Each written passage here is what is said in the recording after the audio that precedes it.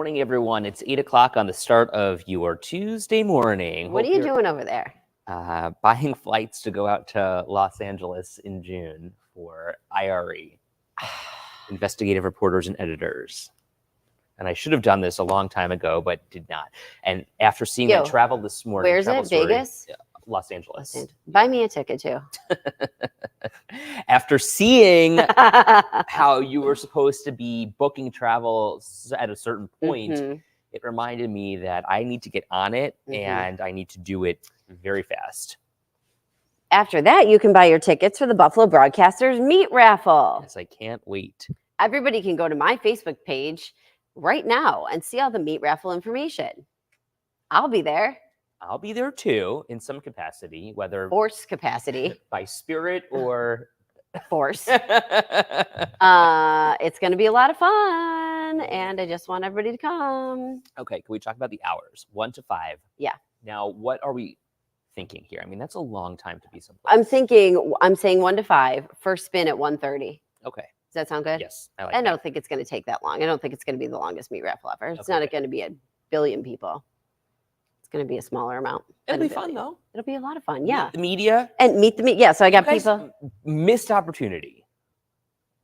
Why? Because it said meet the media as in MEET. Well, I know, but it's a plan. It's a plan words. It would be it's a meet the media meat raffle. Yes, but it would have been a much better plan words if it was MEAT the media. I did that in the past, but this time I did meet the media meat raffle. It's not a missed opportunity. It's an opportunity I already did.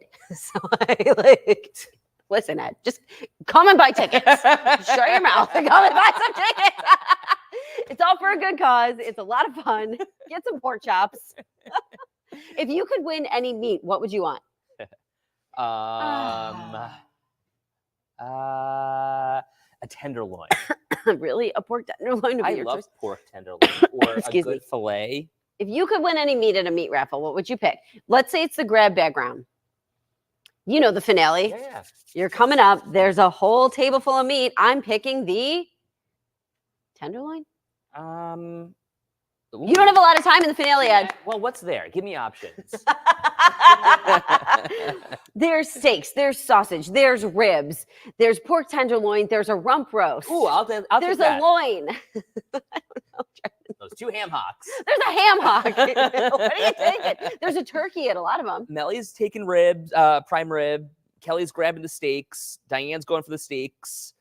Lauren, rib steaks, pork. Oh, Lauren, do you want to come? Maybe, do you guys want to come? That would be fun. That's why I asked who was coming. I told Eddie he needs to get a table, Lauren. I didn't ask anyone. It's the day before. It's the day before Mother's Day. I'm inviting her now. Okay. I've now invited her. I'll just buy this stupid table. Thank you. It's May 11th, Lauren. Which fun to force your friends to do stuff, isn't it? Yes, it's so fun. Forced friendship fun. Forced friendship. A lot of F's. Friend fun. Yeah. Anyways, everybody's invited to the meat raffle, and all the information is on my Facebook page. Here's the thing. Yeah. I think in becoming a homebody, I don't want to do anything. I mean, if it's day drinking, okay, sure. Well, it is. Yes. With your $10 ticket, you get beer included and pop. Now, your mom, on the other hand, what is she going to be drinking? I don't know. What? She's not a beer drinker. No. So do you get wine? They do have a full bar, though. So, you could get a glass of wine if you wanted, okay. But you just buy that. The beer and the pop's included in your ticket. And the thing about meat raffles that I like is that you can bring any snacks. So, you can bring a sub tray. That's a great idea, too. Then you walk out of there, you're feeling bloated. Perfect.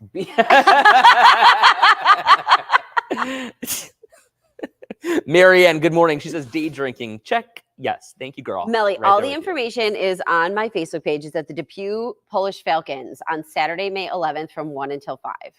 So the Buffalo Broadcasters, all for a good cause. We do a lot of educational things. Can you please answer Karen's question? Is there going to be man meat? Consider men meat. John, are you coming? Oh. Johnny, my boy. Johnny, can you come on over? Come on over. This is great because now I can force everybody to say yes on TV that they're going to the meat raffle. What if you say no? I don't think he's going to. John, look at him. He's walking over here like, I don't know if I can. Oh, John, are you guys actually going to come? Were you going to get a little table together of all the producers? It'd be so fun. I can't speak for everyone else, but I'm going to be completely honest. It It depends. It really does depend. On This what? is a tentative response. Well, as everyone knows, my New York Rangers are in the second round of the playoffs. So if they're playing on Saturday, I'm booked. If they're playing on Saturday, Even if it's like, but it's during the day. They wouldn't play during the day. They play at night. I don't know, the NHL schedule is so weird. Even if it was a 4 p.m. game, you I could also come don't for. think I don't quantify as man meat. Well, okay, thank you. I need to get back to the topic at hand here. Just for full Jeanette. disclosure, I do not qualify as man meat. Well, don't sell yourself short, John. Look at that mustache. You're a man. He's a grown man. He's like Jeff Baker. Yeah, you said Can you crack apples with your hands? absolutely not. I'm no Jeff Baker. Yeah.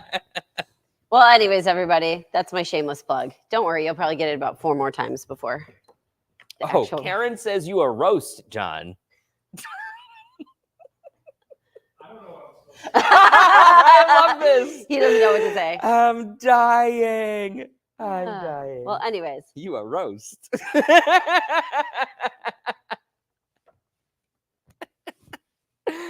Oh, so funny. This is hysterical. That's okay. all. Anyway. Can we talk about the gym clothes story first? Because Karen says you are rump roast, John. he's been doing his legs, he says. He's been doing squats. Good job, John. It's like Kanye's workout plan. Okay, speaking of working out. Okay. The idea that people go and work out, Mhm. but then don't wash their clothes is nauseating to me. It turns out 25%, a quarter of the population, not washing their gym clothes after working out. Hello? Can we talk about this for a second? Okay, You nasty. so here's what I'm going to say. Your workouts, Ed, are crazy intense. Like you do these 45 minutes of just like nonsense. High interval. And you're intensity like training. a hot mess after. You're melting. Not everybody's workout is like that. Well, So I'm thinking about the 25% of people who maybe don't work out that hard. then what are you doing? Well, John, play that video one more time. Would you mind? And I'm going to show you. Melly. Thank you, Melly. Can't pull your comment up, but Okay, how about that yoga class? Are you washing your clothes after that? maybe. I don't know. Did you sweat? Maybe. This, yes, you are. Ew, he's For gross. sure. Well, yeah, he's washing. This girl, what? Look at the girl who's leading this class. These are small weights. But maybe they're getting sweaty. The guy in the gray definitely is. They're small weights, a lot of reps. Do you think? I'm just saying. I'm a washer. Like I'm a washer too. if I sweat in something, it's probably getting washed. Now, Aaron Minkowski just told us that he is part of that 25%. He said he was an offender. Yeah, literally. Lock him up. He called himself an offender. That is so gross. I mean, like, he's running too. He's running like half marathons and not washing his clothes. I cannot tell you, my laundry most weeks is workout just clothes. yeah, Same. workout clothes and socks and underwear from work. Yeah. John says if you break a sweat at all, wash the darn clothes. See, Jeanette says, I don't completely sweat in my leggings. If I don't, I'll wear them again. But if you do, right. If you're like, Thank you, Marguerite. Marianne says, just because you're sweating, you're still moving. That equals dead skin cells. Yeah, I get that. But like, do you guys wash your pants every single time? I don't. Like a pair of jeans, I do not wash a pair of Well, jeans you're not supposed to. every single time. Right. Well, that's what Marianne is saying. Dead skin cells. I don't. And you don't. You wear the same suits all the time and you do Yes. not wash them. Well, no, and I wear my shirts like I dry clean them. yeah. But like, here's my thing. I mean, I'm not saying you're sweating through these things. And I get it. It's but like my workout clothes, that's so gross. see, Marianne says she is she washes her pants. Melly says she's a one-wear washer.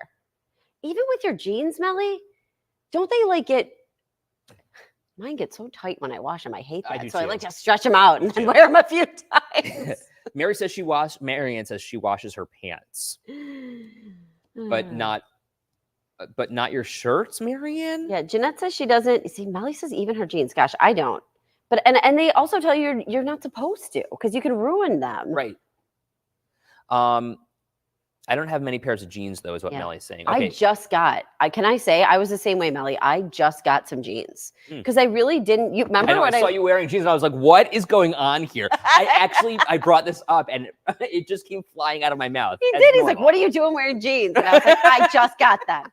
Because I didn't wear a lot of jeans. I know. And I have a few pairs now because I was trying to get a little more trendy. I had a lot of the like tight legging jeans, you know, the jegging or whatever that everybody's wearing. Well, those are out now, Ed. Oh. So you got to get the ones that are in now. So they're kind of like the mom jeans. So now I got some of the mom jeans. Kelly, thank you, Kelly. If the temperature in the studio is set to Katie, then Ed is sweating. No doubt. Let me show you. I have had this fan pumping under the desk all day, all morning. Megan, can someone please tell me sports bras that have sewn in cups because the removable ones come out in the washer, get all bunched up, most annoying texts to fix them. Megan, you know what I do? I rip them out the second I get them. I do not run like those yet. They have like these little like pads in them. I just goodbye. In a sports bra. I either buy the ones without, or if they come with them, I rip them out. Why? Because of what she's saying. They come flying out in the wash. Oh. Or they get all bunched up in the corner, and it's like a hump.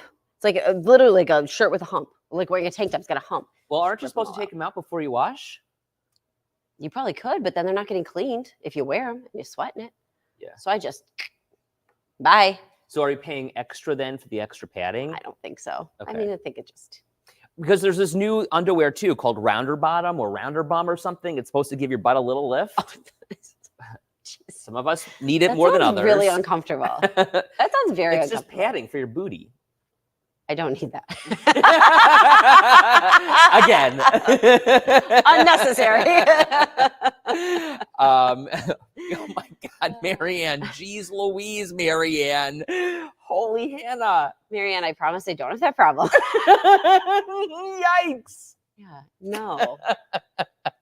No, you buy a nice thick sport. Like there's a lot of like good sports stuff out there. You just buy the right kind. Jeanette says 5 Below. My favorite sports bra ever has cushion, but Get not a out pad. of town. See, that works. 5 Below. How about I that? never have thought about buying clothes from 5 Below. I have bought socks from the dollar store.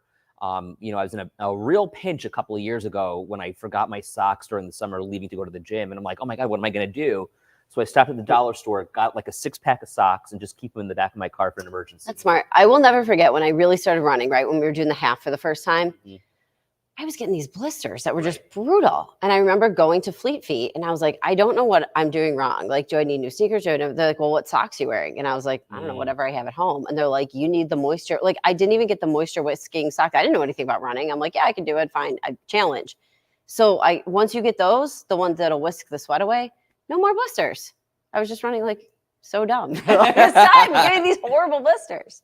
Barbara says, with that cushion on your booty, so you feel like you're sitting with a full load of you know what in your pants. Yeah, that just sounds uncomfortable to me. I don't know.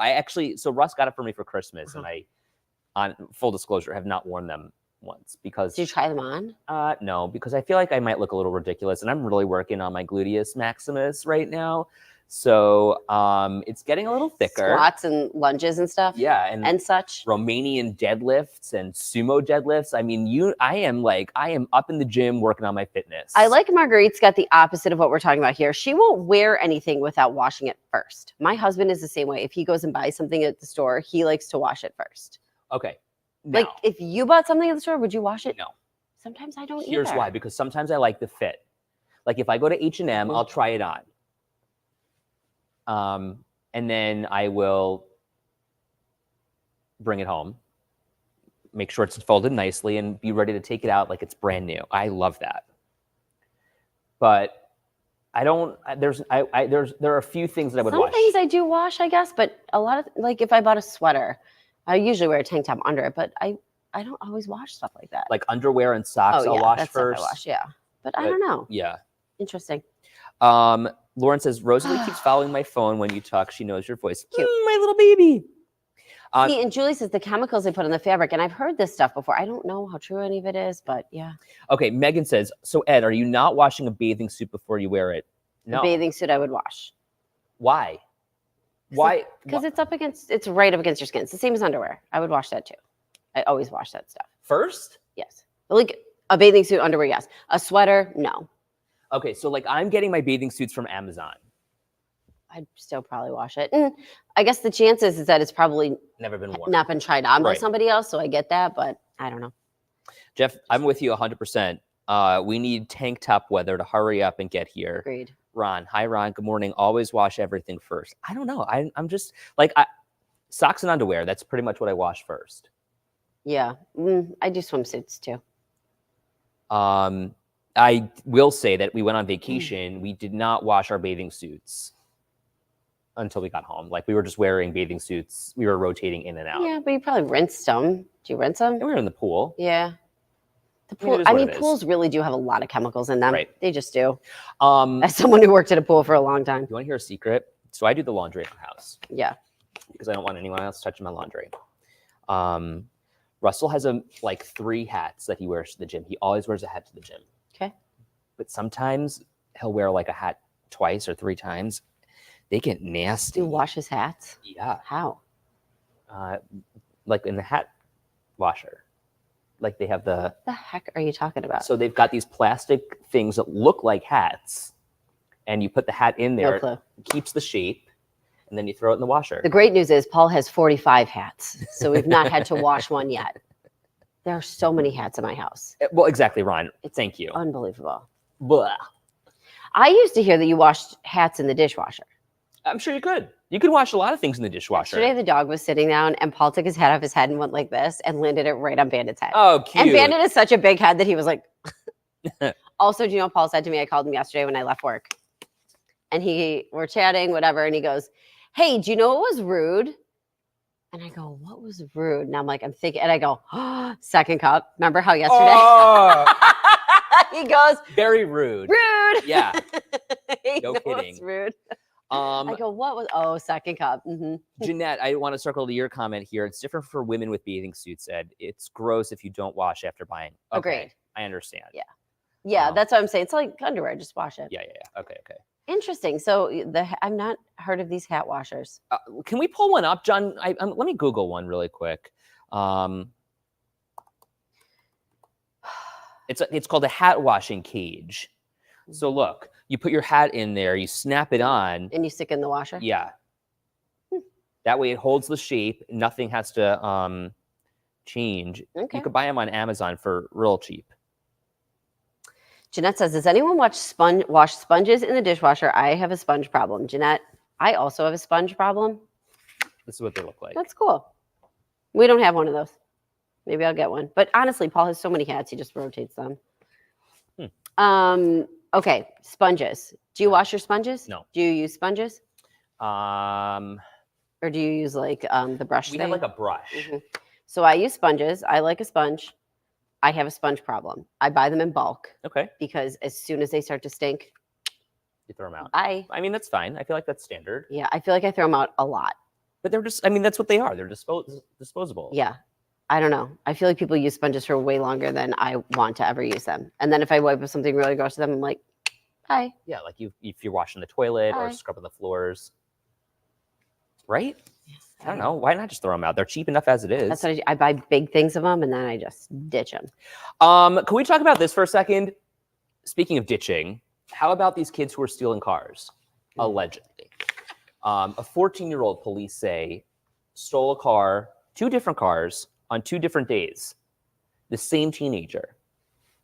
How in the world are we letting this happen? And now police are trying to figure out an answer to that question. Realistically, the police commissioner says we can't lock up children. He understands we don't want to put children in jail, but like, what is a solution here? And what will it take to stop this kind of societal plague from happening? It's a big problem. And I know a lot of people, I don't know. See, that's the thing. We were talking about this earlier. I know a lot of people just want to say punish these kids and, lock them up and whatever. Number one, where do you put them? We don't really, I mean, yes, we have juvenile detention. We don't have the facilities to like handle this. We don't have the staff to do it. Like we already hear about how short staffed Jails are as it is. Okay. So that doesn't really exist right now. Do you want to pay more in taxes to have there be a different solution? Then that's our choice, right? But it probably costs more, I'm going to say. Number 2, like there are so many reasons why this is happening. It's not just a I don't think it's a one size fits all thing. Like, you have to realize, like, parents need to be brought into this, but we say that, and we also have to recognize that not everybody has parents. This is a good question, Anita. Is it just a Buffalo problem or is it countrywide? This is a nationwide problem. This is not just a Buffalo thing, though it seems obviously very prevalent here in Buffalo, Western New York, because it's happening and we see it. We're all affected by this. But we all have to come to some sort of like, come to Jesus moment where we're like, oh my gosh, this is what we have to do. Yeah. And there's just so many things because, like, you know, I see that Megan's bringing up the gangs are a problem and everybody was saying, yes, lock them up. Or parenting is this thing. What about these kids who don't have parents? Their parents are not there. Their parents are absent for one reason or another. Maybe they passed away. Maybe they just have never been there. They didn't have this. Okay, so now you've got these potentially gangs who are bringing these kids in. That's where they're finding support. Now they're getting, like, this is a bigger problem. I wonder what programs, Megan, you would suggest, because having been in this population or working with this population, you're saying that families need to be referred to programs and supports to assist with these issues. So what is available? I know that a lot of programs exist doing this, gosh, what is it called? The Circle restorative justice programs. So instead of going to jail, courts are referring kids and families to these restorative justice programs and saying, okay, let's talk about the issues here, you know, and trying to get to the root and kind of almost coming full circle saying, okay, this is why it's happening. Here's how we fix it, and not letting it get back to that point of, you know, offending again. So I wonder what's available. And Megan says preventative services. Snug is a great resource. We know all of those volunteers in Snug, RAP services, PINs.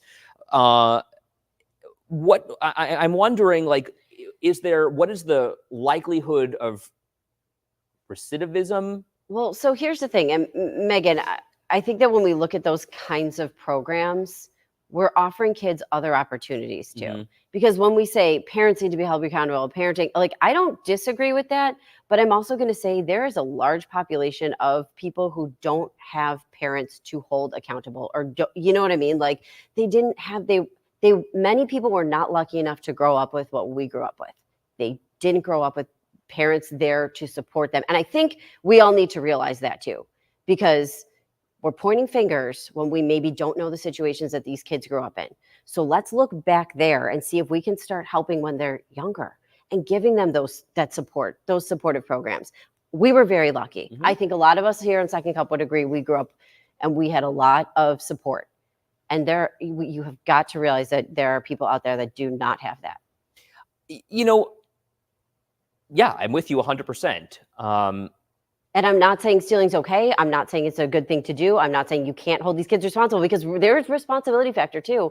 But, like, there's bigger societal concerns. There's so many layers to it. We were talking about graffiti, you know, a while ago, and how the city is seeing so much more graffiti than it has in years past.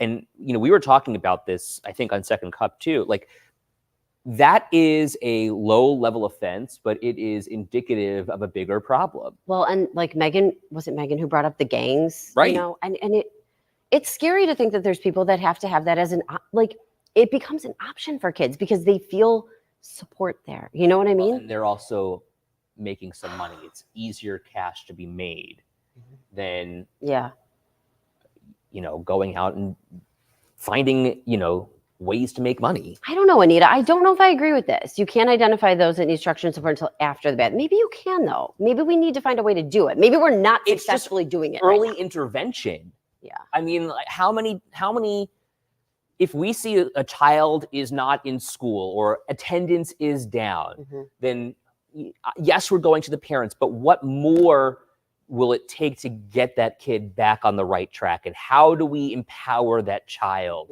to say, I'm going to take control of my life and I'm not going to stay in this cycle? Right. And I don't know, because how are you getting through to a kid who's 10? That's my point. You know what I mean? 11, 12. They're finding what they need to do, but don't realize that it takes effort to get out of the situation they're in. Let's see, Cheryl. Maybe this is Cheryl who's with us. We need better, more supportive services in schools when kids are younger to try to prevent things before they happen and lead them down the right roads.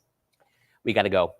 Hope you're off to a great start. Love this conversation. Boy, we really ran the gamut today. Have a good one. Bye.